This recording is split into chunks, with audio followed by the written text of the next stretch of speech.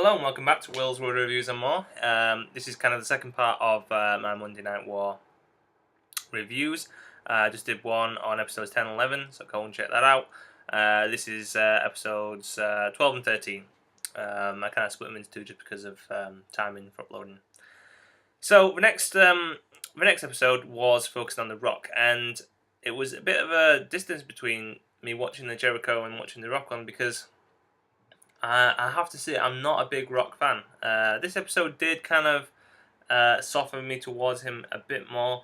For some reason, I can't connect with the guy in the same way that I connect with Michaels and CM Punk and Stone Cold. You know, I don't know what it is. There's just something there that it doesn't click for me.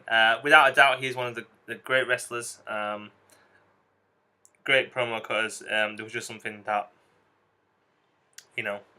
doesn't kind of fit for me. And when I got into wrestling the first time around, he was a big part of that. You know, when I first started watching the WWE, Austin was out. He was injured with the neck and getting his surgery.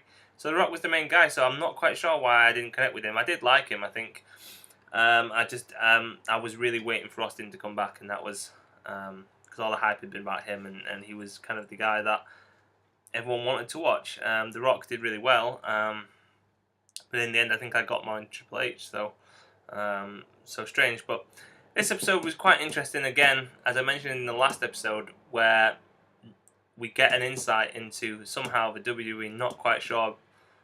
They're a bit ignorant to what's going off with their current product because they're saying that they did this and we did that and this stopped this from happening, blah blah blah. But in fact, they're actually making some similar mistakes.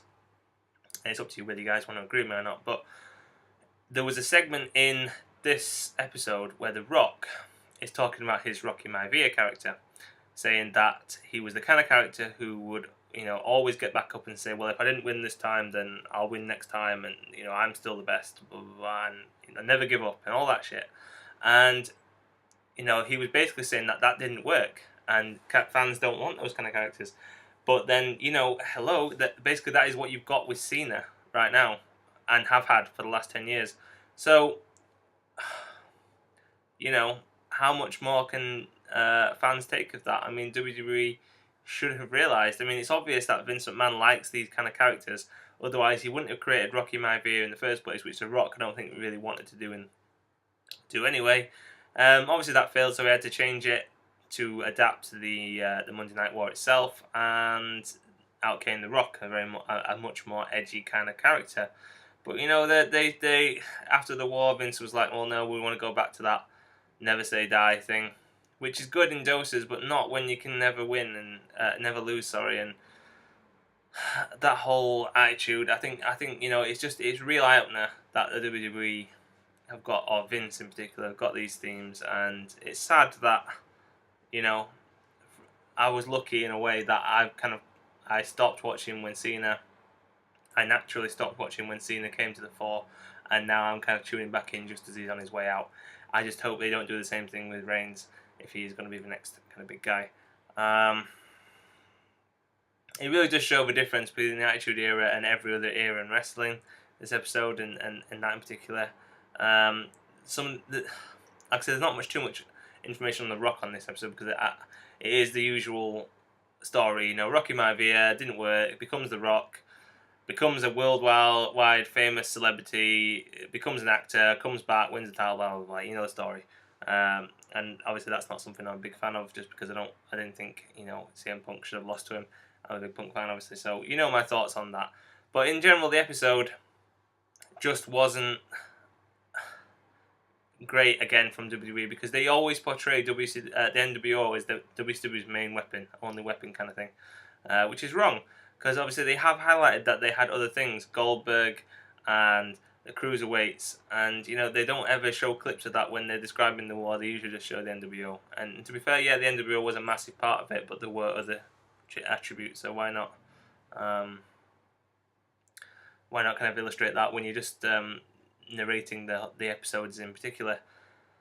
I suppose you can point out the similarities with Roman Reigns getting booed at the Rumble, with The Rock getting booed in his early career, Die Rocky Die. So you kind of wonder why The Rock was so surprised at the Rumble. But I guess with The Rock, it's all about legacy and it's all about merchandise and it's all about the connections that he now has to bring back to WWE with Hollywood and everything. So there's not really much more to say on that. I think you get the picture really. That I'm not a big fan of The Rock.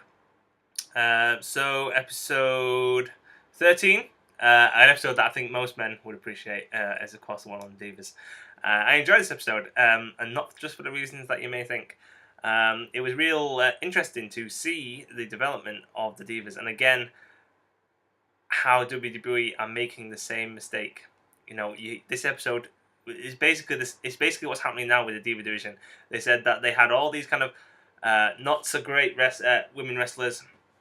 And then you had the likes of Alundra Blaze, who's going in the Hall of Fame this year, also may know as Medusa in WCW. She famously dropped the women's title in the trash can.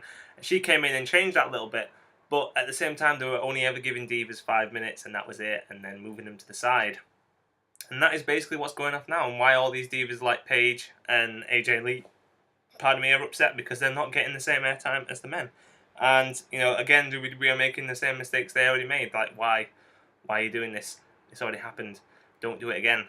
People want to watch Divas fight, not just, have no clothes on. That's good. We like that too, yes, but we want to see Divas fight. And, that's hopefully where, when Triple H takes over, if he's going to continue what he's doing with NXT and the Diva division there, then, great, we're going to get that. And, it's you have to pay tribute to, some of the Divas on this program for taking the chance that the Attitude Era gave them, because that was the chance they got to become more than just eye candy. So we're talking about, Sunny, probably the greatest diva to never win the Women's Championship, because it was inactive at the time because of Alundra Blaze. Then you've got Chyna, a massive, massive character, massive game changer for divas in general, the first female Intercontinental Champion, first female entrant in the Rumble, but sadly will probably never go in the Hall of Fame because of her troubles outside of the ring, and that is sad, because she should be in there. I know Sunny's in there, but she's had similar things. She's been doing, strange things on Skype. You can research that yourself.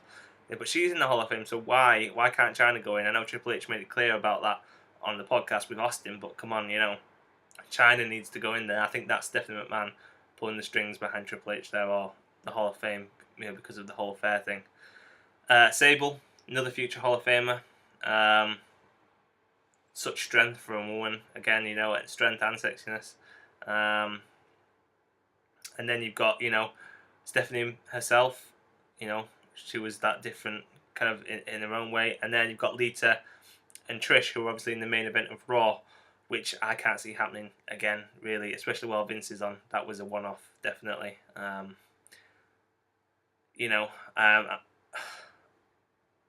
It's a strange situation to be in, and this episode in itself reflected the attitude towards divas at the moment. It was a little bit patronising, a little bit negative, a little bit condescending. It was like, yeah, these divas do this, and same with the cruiserweights. Really, that's what you kind of got the picture of. It's like they're not the main event. Again, this episode really just illustrated the difference between WWE and WCW, where WWE recognised where they were going wrong and changed it to beat WCW, which again is evident of why competition is so important in wrestling. Because at the moment, WWE are making the same mistakes again, and they probably realise what they're doing, but they don't need to change it because there's no competition coming in from WCW anymore or ECW, so they don't have to do this anymore. The reason that Rocky Maivia didn't work is because they scrapped it and changed it to The Rock because it wasn't working, so they could beat WCW. The reason that guys like Jericho were pushed is because they needed to compete with WCW. The reason that Divas existed is they needed to compete with WCW and win the war. And because there's no competition now, WWE are not doing that, and that is the reason. Obviously, WCW didn't really have much in response to the Divas. They had the Nitro Girls at first, which were a good idea, but people got bored of. They wanted to see them fight. And then you really had Tori Wilson and Stacy Keibler, who were the Divas that I kind of remember fondly. And obviously, they became more famous with WWE. And that's about it, really. It is a sad state of affairs, and I feel a bit depressed now, having talked about all these things where WWE is going wrong. But the point is, they have the chance and the resources to make it better, to move on from the mistakes. But again, whether they need that competition or whether they need that breath of fresh air, whether they need the NXT crop to come through. But then I don't want the wrestlers like Dean Ambrose and Paige and Seth Rollins who've come through already, or Bray Wyatt or whatever, to get forgotten about. I want them to be a part of it too. So I think, it really is a case of hopefully moving forward from here. Whether it's Triple H in charge or whatever, I love Vince and he has to be respected for everything he's done. But I think it is probably time that he steps aside. Otherwise, we are gonna see a repeat of what we've had for the last 10 years, which has had its good points. But that, like I said, that it's frustrating to watch these documentaries where they're talking about as if they rectified these mistakes, and they did in the 90s and the 2000s, but they're not doing it now.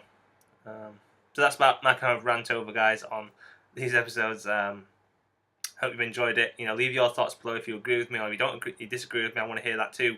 So let's hear your thoughts. I think I'll do another video in a bit. So just stay tuned for that. But until then, thanks for watching. Keep liking, subscribing, and commenting, and I will see you soon. Peace.